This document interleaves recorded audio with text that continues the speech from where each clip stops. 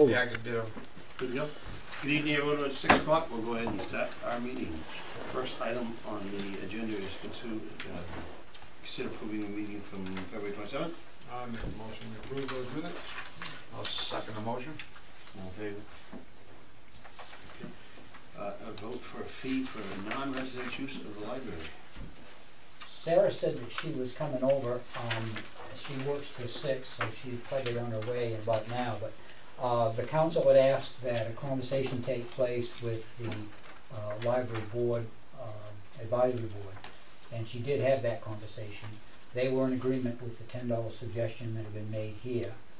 So there's a memo that Sarah put together for you in your packet to indicate that the conversations have been held and everyone seems to be in agreement that that's a good number to set it at. And then the board asked that it come back here for a final vote. I think we're ready for that. You want to wait for Sarah? You want to wait? I suggest we table it until she gets here. Very good. We'll table it. Let's move on to item number 3 then, please, if that's all right with you. Consider granting a special amusement permit for liquor license renewal for Riverside Farm Market. I make a motion we approve that if there's been no problems, though. No problems. Second the motion. Motion's been made, move second, all in favor? Number 4, to consider a grant for special amusement for liquor license for the American Legion. I'd make a motion we accept that. I'll second the motion. Move second, all in favor? I have 2 documents for the people to sign, please. Don, while you're signing, I'll continue on. That's all right. Award the bid for the annual town report. We sent out invitations to 10 firms and we received 3 bids. Opened those at 4:30 this afternoon. The 2 low bids, one from Skowhegan Press to print 900 copies of the town report for $1,103.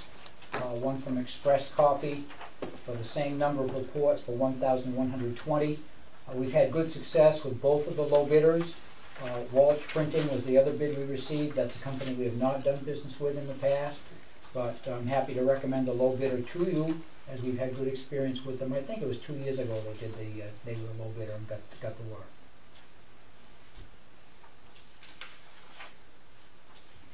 Don? Do you have the list of the other 7 that we sent out? Yes, I do. Could you read that to us, please? Yep. Expressive Maine, one of the ones we got. Printing Warehouse, Wilton Printed Products, Bangor Letter Shop, R.N. Haskins Printing, Atkins Printing at their new address, Skowhegan Press, SBS Carbon Copy in Waterville, Walsh Printing, and East Coast Marketing Group, which had been asked to be included. I just mostly curious to see if our local people had received it. I don't think there's any other ones out there, are there, that print locally? Anybody know of any? Thank you. You're welcome. I'd make a motion we go with Skowhegan Press. Second. Move second, all in favor, Skowhegan Press? Next item is to sign the warrant for the annual town meeting, which is going to be held on May 7th. Hopefully you've had a chance to look at the document that we put together. It reflects the voting that took place the last time the council and the budget committee met together. We've put this together, reviewed it with care. Hopefully it's to your satisfaction. We can't have a town meeting until you're satisfied and put your signatures on a warrant that does meet your specifications.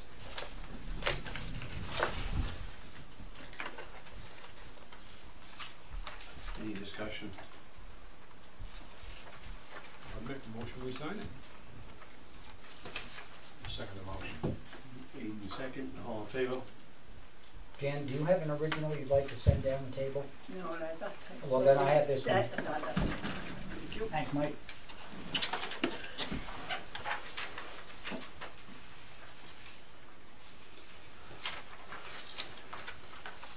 The next one is to authorize town manager to sign a statement of agreement understanding with Delta Ambulance. I had a visit from Delta Ambulance.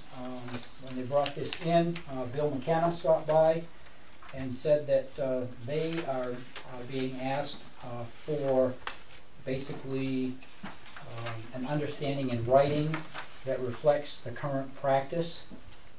Reviewed this with Fire Chief Coughlin.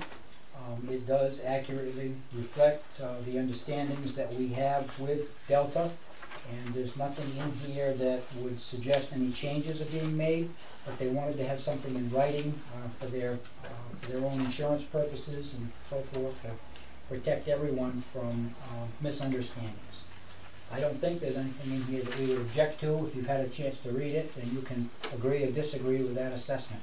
But the recommendation would be that we sign this and get it back into their hands. They have provided signed copies because they prepared the document, but I also got, I think it made it into your packet, a certificate of liability insurance from them. Looks good to me, I'd make a motion to sign. Second. Move second, all in favor?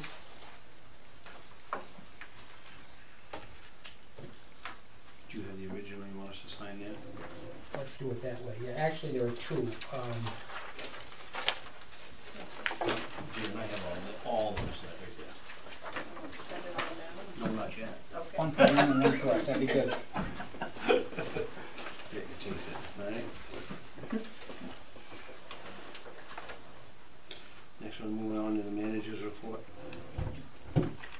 At the last council meeting, we had, you had approved a draft of a letter to the governor and to the legislature concerning the budget proposals that are currently being discussed in Augusta.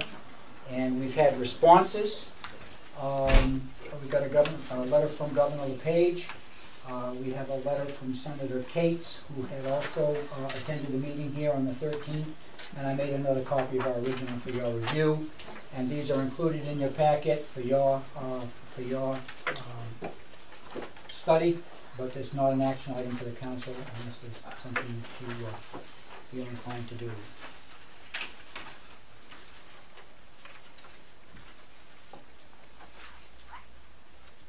Do you want to return to item 2? Yep, we can.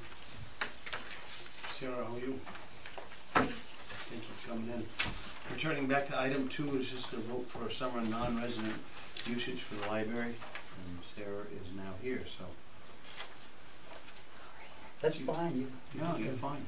I'd make a motion, we accept the $10 summer patrons fee. Motion's been made. Do we have a second? I'll second it. Any discussion? On. Could you just give us a sort of an update on the discussion with the advisory committee? Did they have any concerns of anything, or anything you'd like to share with us, your discussion with them? I only heard from 4. I have 10. And they were all positive about it and said go ahead.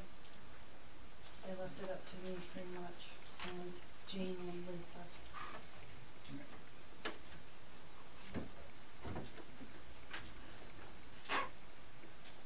No vote, no more.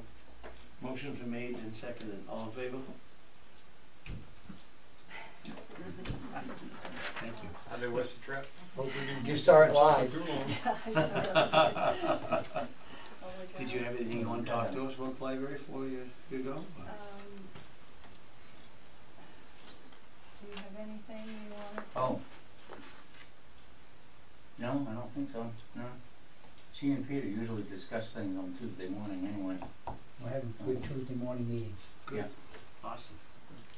Thank you for all your I've hard even work. been invited to meetings, which I've been happy to accept at the library. We have homemade muffins. We often Oh, Yeah, that's why he likes cookies. You didn't tell us that at They're on to me. first. They're on to me. You've never shared that with us. Yes. What time is the meeting? Yes, we'll all go. Didn't we have a noon meeting over there a couple Yeah. weeks ago? I don't remember seeing any muffins. That's right, you guys See didn't how they get are? anything. Thank you. She's got a choir practice now. There you go. Thank you. Thank you. And you'll be spending some time with us, Steve? Yeah. Yeah.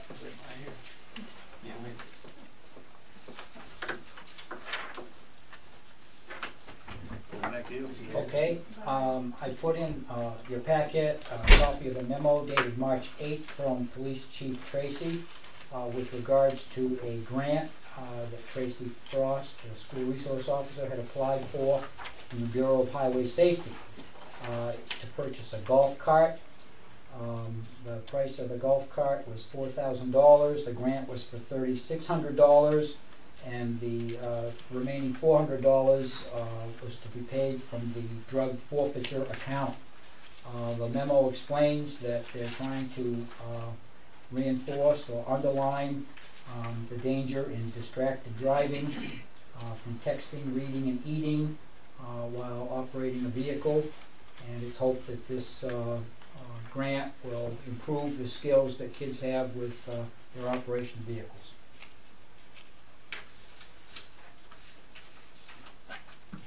Sounds like a good deal to me. I'd make a motion, we accept it. Second the motion.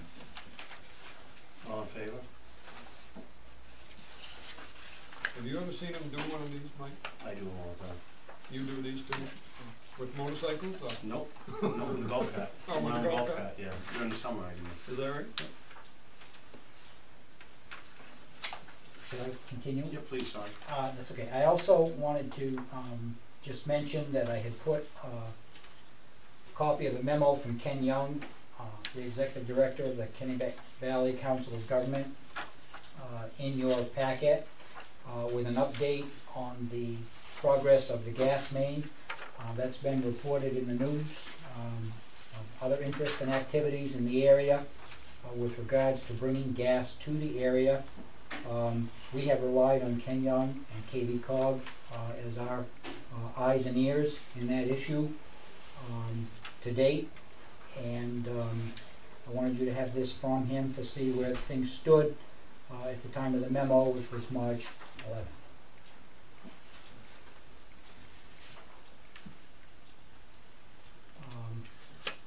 A couple of other things made it into your packet that I'll mention. There had been a question from one of the council members about something that turned up in a document that Dana obtained, which was the Maine DOT project list for Oakland. And I thank Dana for obtaining this, and he asked that each of you get a copy of it. Byron was reading it over and asked me to find out where the park and ride was intended to go, as it was listed here in the projects. And I had an email correspondence with the Maine DOT, and they kind of, which I think also made it into your box, with their answer that there is not a specific site for a park and ride identified at this time, but it is a continuing interest that the Maine DOT has to find something handy to the highway for Oakland and Waterville residents to use. It's a continuing interest, but they don't have a specific site. They're interested, if there is such a thing, if anybody should become aware of an opportunity, I know these people would be interested in hearing from us, so that would be just for your information.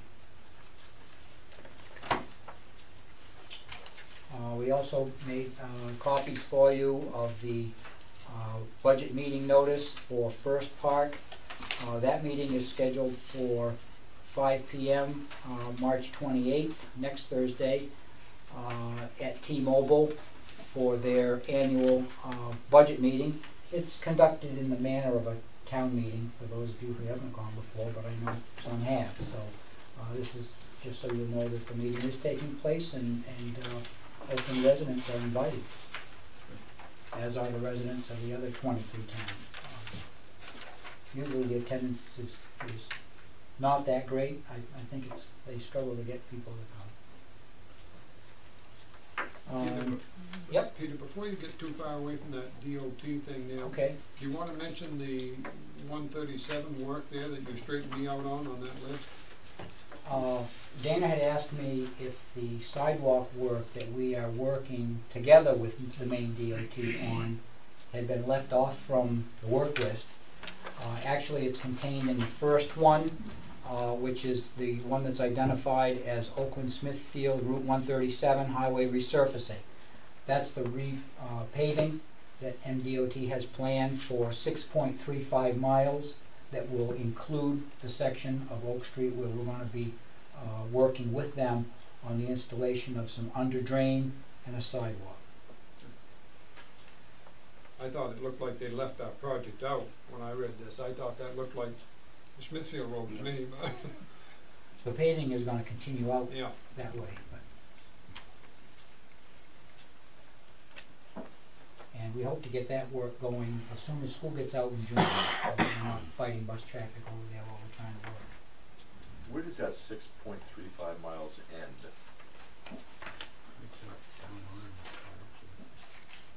Says at Route 8, yeah. I think, Right out there by, I think it goes all the way out to that intersection, all the way out. Sweet Dreams, that one, that's Yeah. right and there. it comes into, To the railroad, crosses To the- railroad tracks to Main Street. and stops there, or does it Yeah. go? It's gonna stop at the tracks. Okay. Well, yeah, cause the tracks are Other just. section of, Rural Oven is gonna come right into town and, Beginning at Route 11, 6.35 miles. I guess I could ride it and find out how far 6.3 miles takes me from the well, Smithfield intersection. I Do you think I know- jumped down one on That's the what I was just Peter. trying to, You're looking at the next one down? Yes, Okay. I was just, Yeah, that's gotta stop right on Church Street somewhere, isn't it, to be 2/100ths of a mile from Route 137? yeah, That's gotta be pretty close to. I think they. Beach That's the tracks. The I markings think that they that's put the on the tracks. highway One's last coming to fall the tracks, come right and the into tracks, town. cause that's been done recently.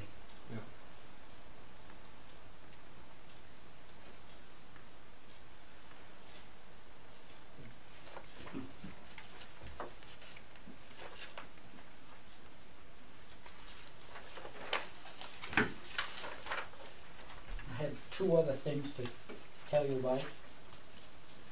Want me to? Yeah. I learned yesterday that, the president of MMA, Steve Bunker, lost his bid for re-election, to the position of selectman in Farmington.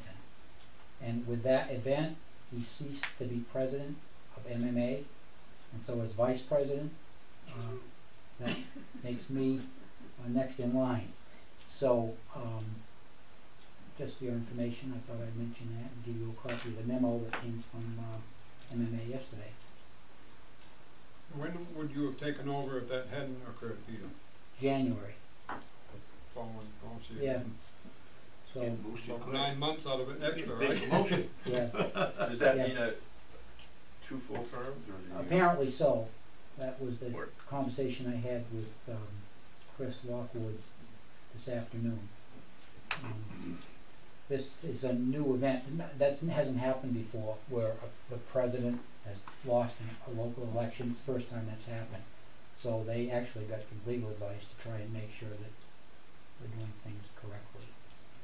So until a new vice president is chosen, I'll be wearing two hats, and I've got meetings 2 days next week at MMA, but hopefully nothing there will get out of hand in that length of time. Jan can handle it. Well, I understand that the chairman is also helpful in cases when needed. Mike was a help.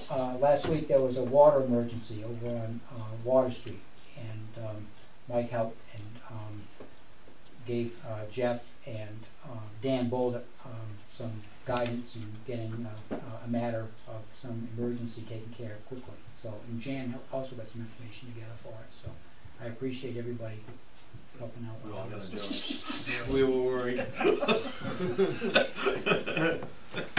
Well, it was good. It was well. The other thing, the last thing that I wanted to mention tonight, there had been some interest in an earlier council meeting about having us assemble the areas of cooperation that the town has with other entities and municipalities.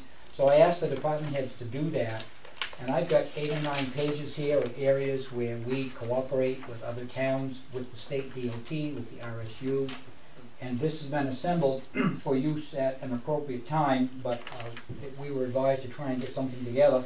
And I thought I would ask if the council would be interested in copies of this material. We could do that now or at a later date when a need for it may be more evident than it is at the moment. But that's just a question I wanted to ask.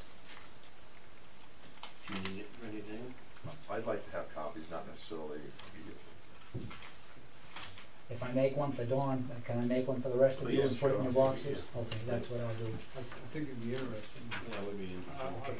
I guess it's me that brought that up, and I think, and if you saw that letter from Mr. LePage that was mentioned in there, and it has been in some other MMA information too, that they're interested in towns joining together, and Peter addressed that in his letter to them, that all the towns around us have higher mill rates than us, so it really doesn't look like a big advantage to us to join with a lot of their operations. So I think there's gonna be a time come when we're gonna need that information to prove that to people probably.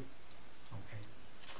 The other thing I was gonna ask, when you set the date for tonight's meeting, you said we would take a look at when the next meeting should be. There's not much that I have waiting for you to do next week. So the recommendation would be that our next meeting take place on April 10th, which would be your next regularly scheduled meeting night, if that suits your needs. April 10th? Plan on that? Yep. Okay. That's all I had tonight, Mr. Chairman. Good. Mr. Molman, did you have anything? I'd just like to throw out strategic plan, and not necessarily discuss it now, but just to keep it on our minds as you talked some about long-range planning and the need for strategic plans or whatever the terminology is that we're supposed to do periodically, and there's a big cost to it if we have somebody assist us with that, but I don't want to lose sight of it. I know Waterville is going through one now, and they were quite, not tardy, but they were behind. I think we are as well, so I just think we need to keep talking about that periodically. Okay. That it? Mr. Wrigley? Make a motion, we adjourn. Not yet. How you are? Not yet. I gotta have no meetings anything. Sorry about that. No, that's a good idea, but. Ed Pearl called me, Yeah. and he was very concerned that we should have some responsibility in the dam grate on Miss Lonsky Lake, because he has proved that we own the dam grate. I'm just wondering, what responsibility do we have? I know that we really don't want to own the dam grate because of the cost of cleaning, but it's my understanding that Essex removed the grates for a period of time, and a lot of fish went through the stream, and that concerned quite a few fishermen. But I'm just curious, Peter, you know, if you have any responsibility, or if you've heard anything different about us owning the dam, not the dam, but the dam grate.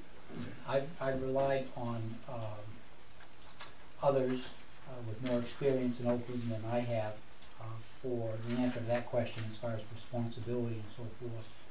I know that that grate was the subject of much discussion between the power company and the town at various points in the past. And the status quo was an arrangement that was made that seemed to satisfy everyone at the time it was made, and there were costs associated with any changes that we might make to the existing arrangement. So it's probably an incomplete answer to those who would like to see the town more proactively involved, but that's probably the best answer I can give you right now. Okay. I just think it would be good to encourage the electric company to clean the grates and make sure that they don't remove the grates, at least without our permission, if we actually do own them. Doesn't a new people own the dam stuff now? Bridgewater, is that right? Have you seen a lot of their trucks? Essex? No, It's not No. Essex. I don't think it is. I think it's somebody They else sold it. now. I think there was a new I buyer who think was it's a gonna new buy buyer Essex from out. Canada, and I think it's Bridgewater, and I've seen their trucks around a lot, and I stopped and asked one of them the other day, what are you here for? And I saw like 4 or 5, and I think it's Bridgewater. I think there's somebody new, and you know what, next time I see him, I'll tackle him, because I see him today 3 or 4 times, and I'll stop and find out information for you. Okay, I've contacted Essex that I can, Yeah. Because Ed was throwing out the figure that CMP had it priced at $20,000 to clean the grates every year, and that's an incredible figure for us to take on. Mhm. And I guess Ed Pearl had been working with Ralph Farnham, and they came up and found a document of ownership that dates back to 1947 that says that the town owns it. The town used to clean it at one time, years ago. They didn't like it, but they did. The only other thing, tomorrow I'm going to Boston to pick up 2 students from Cotlass and a teacher from Cotlass, and they'll be here for 10 days, so I'll probably bring them into the town office, or at least one of them into the town office and introduce them to people. Great, And try Very to good. explain what we do here. okay. They'll be surprised at how open our government is and how accessible you are, because it's not that way over there. Huh. Interesting. Yeah. Yeah, I got a few things.